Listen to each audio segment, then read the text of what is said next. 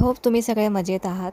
आता लवकरच रक्षाबंधन येणार आहे, तर त्यासाठी ना मी एक न्यू एकदम सोपी इझी रांगोळी आज दाखवणार आहे.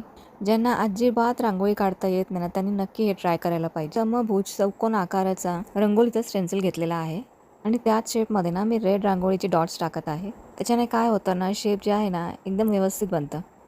आता मी एक ब्रश घेतलेला आहे, ज्याने मी छान अशी रेषा काढून घेणार आहे.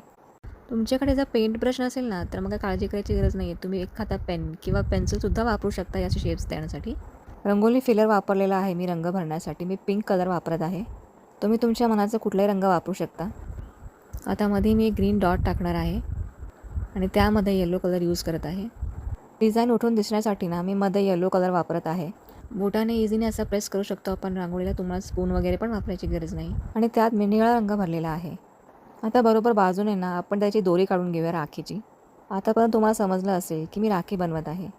ही इतकी सोपी रांगोळी आहे ना, की लहान मुलंसुद्धा आरामात ही रांगोळी काढू शकतात. पण दोरी काढून घेऊया. त्यासाठी मी निळा रंग वापरलेला आहे. तुमच्या घरी जे काही कलर्स अवेलेबल असेल ना, तुम्ही त्याच्याने सुद्धा ही रांगोळी काढू शकता आरामात. मी पेन पेन्सिल वापरत आहे शेप देण्यासाठी. तुम्ही कुठलाही पेन किंवा पेन्सिल जे तुमच्या घरी अवेलेबल असेल ना, ते वापरू शकता.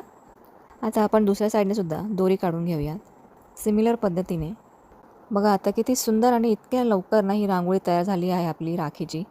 या रक्षाबंधनला ना तुम्ही ही रांगोळी नक्की ट्राय करून बघा. त्याप्रमाणे ही रांगोळी काढा आणि मला नक्की कॉमेंट सेक्शनमध्ये कळवा की तुम्हाला ही रांगोळी कशी वाटली.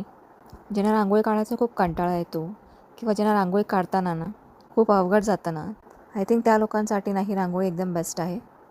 कारण की असे अजून व्हिडिओज मी घेऊन येणार आहे तुमच्यासाठी. भेटूया नेक्स्ट व्हिडिओमध्ये.